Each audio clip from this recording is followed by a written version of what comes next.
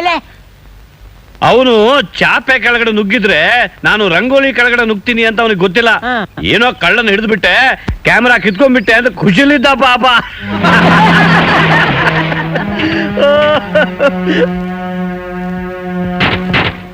ನಾನು ವಠಾರದ ಮಕ್ಕಳನ್ನೆಲ್ಲ ಕರ್ಕೊಂಡು ಹೋಗಿದ್ನಲ್ಲ, ಒಂದು ಅಡ್ಗುಲಜ್ಜಿ ಕತೆ ಕಟ್ಟಿ ರೀಲ್ ಬಿಡೋಕ್ ಶುರು ಮಾಡಿದ್ರೆ ಮೂರ್ಖ ನನ್ನ ಮಗ ಗೊಳೋ ಅಂತ ಹತ್ಬಿಟ್ಟ.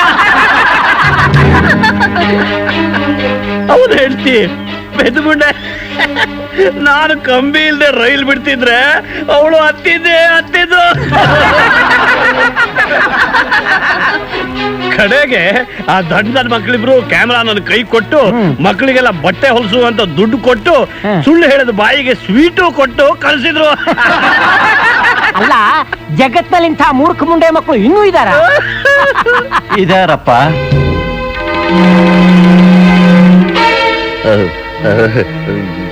ನೀವಾ ಸರ್? ಯಾರಯ್ಯ ಲಂಬೋದ್ರ? ಇವರೇನ ದಡ್ಡ ಶಿಖಾಮಣಿಗಳು? ಹೌದಪ್ಪ, ನಾವೇ. ಧರ್ಮ ಕರ್ಮ ಅಂತ ಹೋಗ್ತೀವಲ್ಲ, ನಾವೆಲ್ಲ ದಡ್ರೆ. ನೀವು ಯಾವಾಗ ಬಂದ್ರಿ? ಅದೇಪ್ಪ, ನೀನು ಸಹಸ್ರನಾಮಾವಳಿ ಮಾಡ್ತಿದ್ದೀಯಲ್ಲ, ಆವಾಗ್ಲೇ ಬಂದ್ವಿ. ನಿನ್ ಕ್ಯಾಮರಾಗೆ ಫ್ಲಾಶ್ ಕೊಡೋದು ಮರ್ತು ಬಿಟ್ಟಿದ್ದೆ. ಅದು ಕೊಟ್ಟು ಹೋಗೋಣ ಅಂತ ವರುಣ್ ಶೌರ್ಯರ ಅಡ್ರೆಸ್ ಕೊಡಿ ಅಂತ ವಿಶಾಲ್ ಕರ್ನಾಟಕ ಪತ್ರಿಕೆಯವರ ಹತ್ರ ಕೇಳಿಸ್ಕೊಂಬಂದೆ. ಆಹಾ, ಏನು ಮನುಷ್ಯರಿ ನೀವು.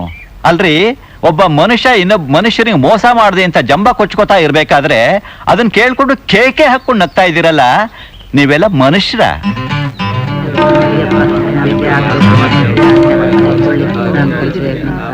ಏಯ್, ಏನ್ ನೋಡ್ತಾ ನಿಂತ್ಕೊಂಡೆ? ಕೊಡು ಕ್ಯಾಮರಾ ಇಲ್ಲಿ. ಬಟ್ಟೆ ಹೊಲ್ಸಕ್ಕೆ ಅಂತ ಕೊಟ್ಟು ದುಡ್ಡು ಹೊಲಿಯೋ ಕೊಟ್ಟಾಯ್ತು. ಅಷ್ಟರಲ್ಲೇ ಒಂದ್ ಸುಳ್ಳು. ಮೊದ್ಲು ಪೊಲೀಸ್ ಕಂಪ್ಲೇಂಟ್ ಕೊಟ್ಟು ಒಳಗಡೆ ಹಾಕಿಸ್ಬೇಕು. ಅದೆಲ್ಲ ಬೇಡ. ಈಗಾಗಲೇ ಈ ಜನಗಳ ಕೈಲಿ ಮೂರ್ಖ ಮುಂಡೆ ಮಕ್ಕಳು ಅಂತ ಬಯಸ್ಕೊಂಡಿದ್ದಾಯ್ತು. ಇನ್ನು ಆ ಪೊಲೀಸ್ನವ್ರು ನಮ್ಮನ್ನ ನೋಡಿ ನಗಬೇಕಾ? ನಮ್ಮ ಅಣ್ಣನ್ ಹೇಳಿ ಇವತ್ತೇ ನಿನ್ ಕೆಲಸದಿಂದ ಡಿಸ್ಮಿಸ್ ಮಾಡ್ತೀನಿ. ಲಂಬೋದರ ಬಾಡಿಗೆ ರೆಡಿನಾ? ಅಯ್ಯೋ ಜನಾರ್ದನವರೇ, ಬರೋದು ಬಂದ್ರಿ. ಒಂದು 5 ನಿಮಿಷ ಮುಂಚೆ ಬರಬಾರ್ದಾಗಿತ್ತ? ಜೇಬ್ ತುಂಬಾ ದುಡ್ಡಿತ್ತು. ಈಗ ತಾನೇ ಆ ಬಡ ಬ್ರಾಹ್ಮಣ ಮತ್ತು ಮುತ್ತೈದೆ ಬಂದು ಹೋದ್ರು.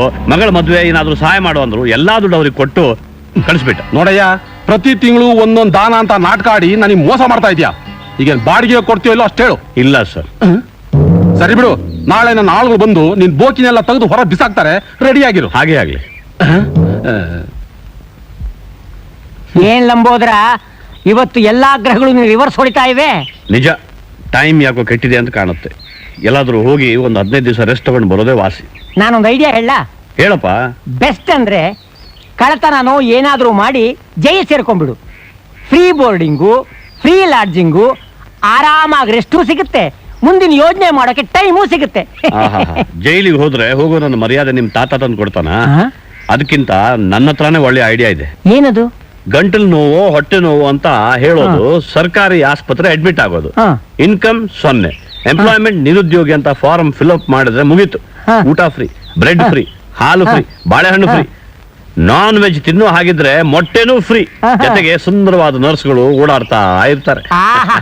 ಏನು ಬ್ರೈನಯ್ಯ ನಿಂದು. ಮತ್ತೆ ಬದುಕೋ ಮಾರ್ಗಗಳು ಎಷ್ಟಿವೆ ಅಂತ ತಿಳ್ಕೋಬೇಕಾದ್ರೆ ನಿನ್ನ ಹತ್ರನೇ ಬರ್ಬೇಕು.